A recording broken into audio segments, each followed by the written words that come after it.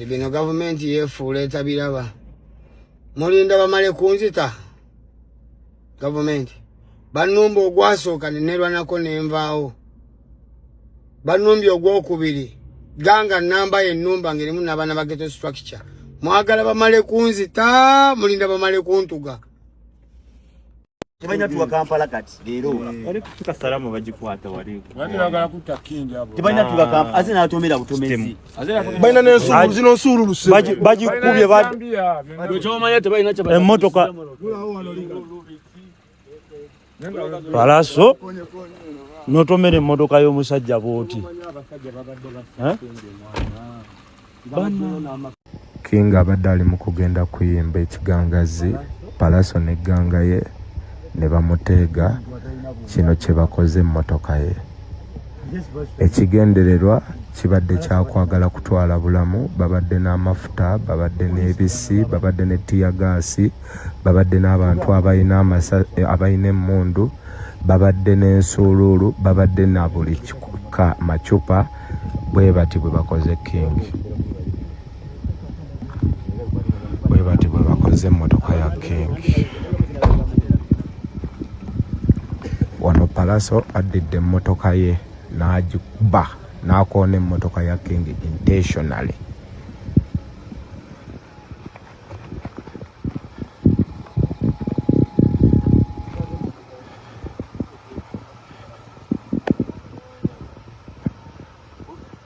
Matumbi g'ekiro ekikeesezza olunaku olwaleero ng'ennaku z'omwezi 18 Maayi 2026 olunaku lwa Monday. Emotoka gyogenda maaso n'okuba ng'olaba eddakiika eno mukwano gwange yegenze maaso n'okuba nga efuna obuvune obuli very serious era nga okusinziira ku mawulire gonna agakuŋŋanyiziddwa n'agakyagiyongera okuba nga gavaayo galaga nti bwe bwandikeeredde ku makya ga leero mwandibadde mulaba rest in peace nga ze zigenze maaso n'okujjula omutimbagano wabula ng'erinnya eriddirira mu layini lye erya mwana mulenzi King Saha mwandiraba ezi rest in peace King Saha. Singa obulumbaganyi obukoleddwa ku King Saha ekiro kya leero bugenze maaso n'okubanga bubeera successful wabula Mukama ayambye n'ogenda maaso n'okuba nti azza bibye gye bikidde nga mwana mulenzi Mansuru Semanda King Saha asimatuse. Era bino byonna information yesigama okusinziira ku King Saha ne ttiimu ye wabula so si ttiimu eri endala esuubirizibwa okubeera nga yebadde mu bulumbaganyi buno. King Saha asoose kubanga awandiika obubaka n'agamba nti Pallaso wants to me nti Pallaso bannange ayagala kunzita wabula Pallaso King Saha wawandiikidde bino tubadde mu ssaawa 6:57 ez'ekiro kya leero oba enkya ya leero kuba abazungu bo bagamba nti obudde bw'ekiro kasita ziwera ssaawa 6 ebeera efuuse AM oba budde obw'okumakya. Kati nga King Saha amaliriza okuwandiika bw'atyo ayongedde n'awandiika akantu akalala era still nga wakayita just eddakiika emu n'awandiika n'agamba nti Pallaso has tried to me nti Pallaso agezezzaako okunzita. King Saha nga yawandiika bino wabula nga abiwerekerezzaako n'ebifaananyi eby'emmotoka ebadde kubiddwa neyasibwa nga ne mu mbiriizi zaayo ekubiddwa oba zibadde kibooko oba bibadde biki bye bakubyeko wabula emmotoka egoomye yonna nga bw'osobola okuba ng'olaba ku screen. Emabega bagikubye ne bagiyiwa endabirwamu era ng'okitegeezebwa nti ekubiddwa gaggo ag'amaanyi. Kati mitwe gy'amawulire egimu gibadde gitandise okuwandiika. Omukutu gwa Bigai ekiro kino guwandiise ne gugamba nti just in King Saha involved on nasty accident. Boye balabye nga emmotoka egoomye yonna ng'efufunyadde emitwe gy'amawulire bigayi nga baripotinga amawulire ga entertainment bawandise ne bagamba nti King Saha agudde ku kabenje akabadde akazibu wabula King Saha olufunyemukko obuweerero n'alaba amawulire gano kwe kuwandiika n'abareplyinga n'abagamba bannange tebabalimba nze sinnagwako ku kabenje ekiro kya leero Pallaso yanumbaganye bwe mbadde nga ndi mu kkubo nga njolekera kigangazi Pallaso anumbaganye ne banne ne bakuba emmotoka yange ne sekukuba yenna kati mwe emmotoka embeera gye mugirabamu mulowooza nti ngudde ku kabenje akazibu nedda bantu bannange balya mmere be bagenze maaso olw'okuba nga bantuusa ku kino case in point Pallaso wabula mwana mulenzi King Saha waise eddakiika zibadde nga 23 ng'amaze okuba nga atunnyonnyola ebyo byonna bibaddewo tugenze okumulaba ng'ate ali mu maka ge wali ennakawuka mu maka ge abadde aliyo ne mwana muwala amanyiddwa nga Spice Diana ne baana balenzi bano bonna abagenda maaso n'okuba nti bamukuuma era King Saha ayogeddeko gye tuli wabula ng'agambye nti abadde si waakwagala kwongera kunnyonnyola wabula era gye bikkidde ng'okunnyonnyola nkufunye still okuva eri King Saha sigala kuva eri eno ingiwa mwakomyewo waka wenjogera ndi munakawuka liva yandeseeko tuveeyo kigangazi kyomanya bampadde ogw'okulanga ngambe kabaka era gatasobose tugudde mu kavuyo naye ffe nga omanyi tetwagala ntalo tiimu tugiina nene wiyo naye tetwagala ntalo era tubagambye baganda baffe mwonoone bye mwagala bazze kibi nnyo baga bidisikasingawo kati naye alla gyali tukyali balamu we tulisa mekulu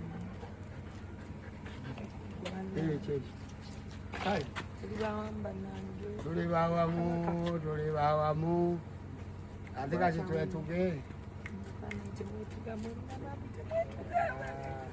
Spice Diana sikatona atulika akaabe kati nno Spice Diana ng'amaliriza okutuusa King Saha ewuwe ennakawuka kubanga n'okumuvuga ye yamuvuze n'amutwala ndoza Spice oluwulidde ng'ebintu bitabuse ye n'avuga kipayopayo paka ewabadde King Saha Spice Diana olutuuse naye ewaka ng'amaze okutuusaayo King Saha agenze ku mukutu gwe omugattabantu n'awandika obubaka bakira buno ng'abadde abuweereza bano bombiriri King Saha wamu ne Pallaso Spice Diana agamba nti King Saha and Pallaso, I pray you get to resolve everything peacefully.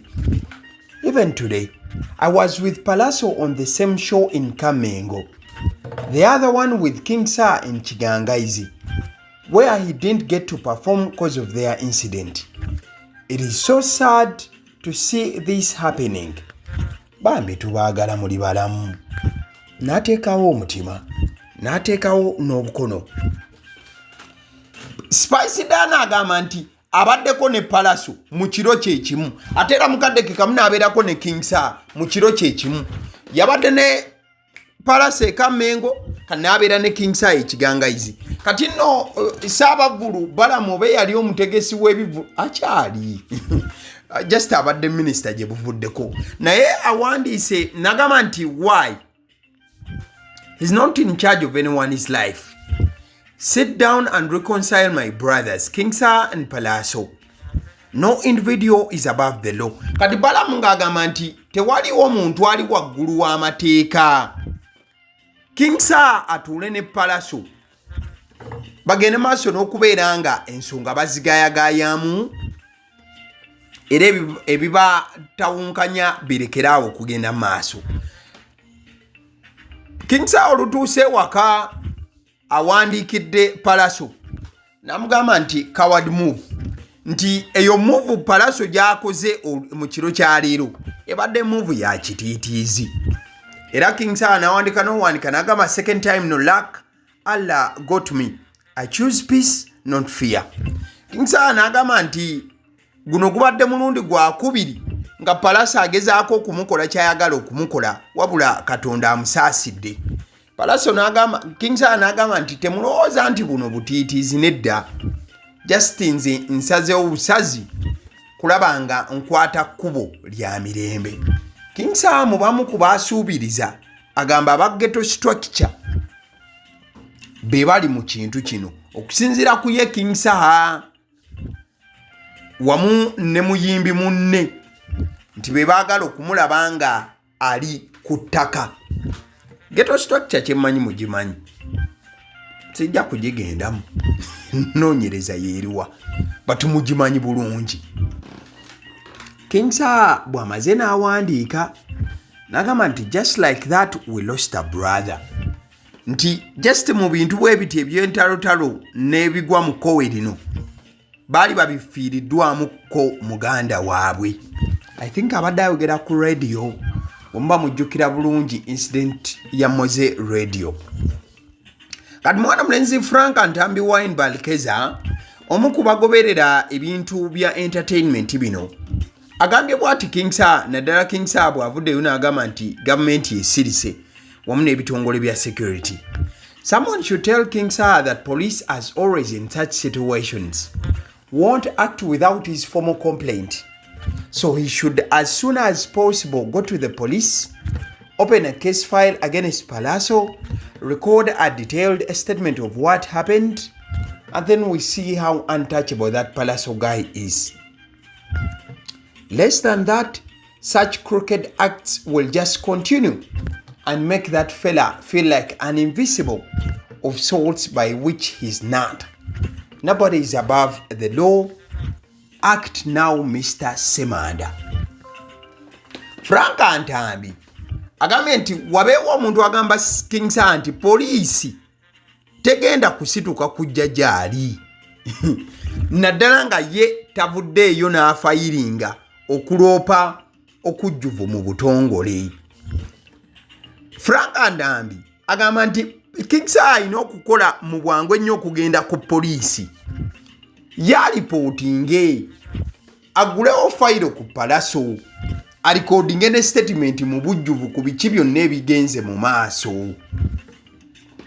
Frank Ntambi n'agamba nti Pallaso temulowooza nti ali untouchable oba nti nantakwatwako. Frank Ntambi n'agamba nti ekyo King Saha bw'atakikola ebikolwa bino bikyagenda mu maaso ate era Pallaso wakwongera okuwulira nti ye ali invisible takwatwako. Frank Ntambi n'amaliza nga agamba nti teri ali waggulu w'amateeka wabula wenkoledde emboozi eno nga mwana mulenzi Pallaso tannavaayo kwanukula ku bino byonna bigenda mu maaso. Ojja kujjukira emboozi eno we twogerera ekyali one-sided oba ekyali ku luuyi lumu bwe ruti olw'ensonga nti King Saha yagamba nti alumbiddwa Pallaso era King Saha n'asimattuka okufa wabula ye Pallaso tannavaayo kubaako kyayogera ku byonna ebiri mu kugenda mu maaso eddakiika eno. So this whole information is pending Pallaso's side. Wabula kigambwa nti abavubuka basuka 20 ababadde balumbaganye King Saha mu kiro kino nga Pallaso yabakulembeddemu oba okafuna bulungi. So tulindirira Pallaso at least yajja okuvaayo ayongere okubaako obubaka bw'atuwa n'okwongera okunnyonnyola oba ddala bino ebimugambibwa abibaddemu. Wabula ate abalala bagamba wali ku kya Frank Ntambi ogamba nti King Saha agende ye reporting oba ayogere ku nsonga zino nti ne King Saha yandibanga atyayo ku poliisi olw'ensonga gye buvuddeko baalumbagana ku Supremacy Lounge baavaawo bubi ate ne wavaayo n'akatambi akalaga nga King Saha akutte ejjambiya. Wabula King Saha ayongera okuba nga atuwa full details ez'olutalo nga bwe lubadde mu kiro. I think kamukulekerekoko wano katonotono. Nina embeera gye nsanze mukuba wangenda ekigangazi okukola muganda wange mukwano gwange kyali wange yennyini Pallaso nga anumbye n'abaana ba ghetto structure bakutte ensuululu bakutte embazi bakutte ki nze siri mukozi wa ffujjo sikola ffujjo era nze ngonjagalako effujjo sikikuwa siri mukozi wa ffujjo era nga wobeera eyo ngolowooza oyagala ffujjo I denounce myself ku bintu by'effujjo naye onsanze mulina ensuululu mulina tiyagasi mulina amajambiya mulina embazi mulina emiggo mulina zibbaati mwagala muzi ziri mu mmotoka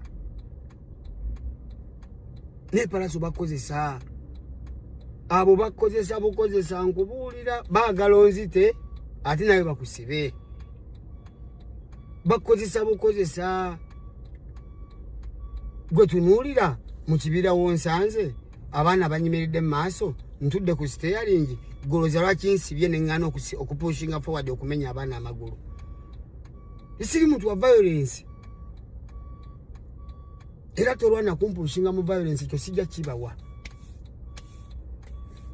gavumenti obanga kozesa abaana ba ghetto structure muntu gire mu kavuyo sigenda kuba mu kavuyo sigenda kwetaba mu kavuyo nza kavuyo nkejjako nkerangirira ku siri mukozi wa buvuyo abamanyi abakuze nange abawangadde nange bamanyi nomwagala kunyiga mu embeera y'obuvuyo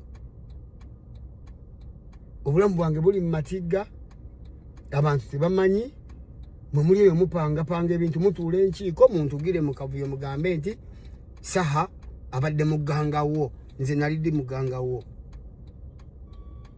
baganda bange embeera yeyo gyempisemu ekiro kya leero nga mukwano gwange yennyini yakozesebwa antugire mu kavuyo bagambe nti Saha mukozi wa ffujjo kyovula bayafiiridde mu kavuyo ebyo baganda bange. Salaamu alaikum warahmatullahi wabarakatuh. Ale nzikiriza nkutegeze ku bannaffe aba Honeybites bagamba nti bo omulimu gwe bakola gwa kukolera byakulya eby'abaana abadda ku masomero. Bwe tugamba abaana abadda ku masomero saabo bokka abadda ku masomero wabula n'ababeera ewaka balina package ey'ebyokulya eby'abaana mu line efaananako bwetyo.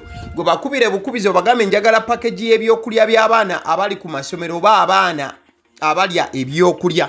Balina ebyokulya yogera ku daddies, yogera ku binyeebwa, amawogola, yogera ku bagia, yogera ku cupcakes, yogera ku donuts. Osobola okubafuna ku 0709 787508 ate era mukadde ke kamu bw'oba oyagala ku pizza size yonna era namba yemu ate era mukadde ke kamu bakola ne cake eza buli mukolo babayita aba Honeybites. Njagala n'okutegeeza ku bannaffe aba Alson Painters UG bano basiizi ba langi era nga balina obukugu mu kusiiga langi era bamanyi ne langi ki egenda ku kizimbe kyo era mu ruumu ki. Tebasobola kuddira langi yandigenze mu kisenge ate ne bagisiiga mu ddiiro ey'omu dining ne bagisiiga mu kinaabiro nedda. Alson Painters UG omulimu gw'okusiiga langi bagukugukira ddala. Basiiga ebizimbe okuviira ddala ku ruumu emu paka ku makalina n'amakalina. Gwe bakubire bukubizo bagambe nti Alson Painters UG namaliriza okuzimba ekizimbe kyange. In fact ne bw'oba olina ekizimbe nga kikadde nga olaba langi yakyo efaanana si bulungi, Alson Painters UG bazze kugonjoola nsonga eno. Bakubire ku 0705 1936 be bannaffe aba Alson Painters UG. Aba Sedi Omusunsuzi erinnya eryange yenze aba Sedi Omusunsuzi. Yenze atuula emabega w'omuzindaalo buli lunaku era ly'eddoboozi ly'owuliriza ku mukutu guno aba Sedi Omusunsuzi ly'eddoboozi eryo era ng'omukutu kwoli gwe guno ogwagaliwo. Nagamba nti information yonna gy'olaba ku channel eno tetugattamu kintu kyonna ate tewali kye tutoolamu.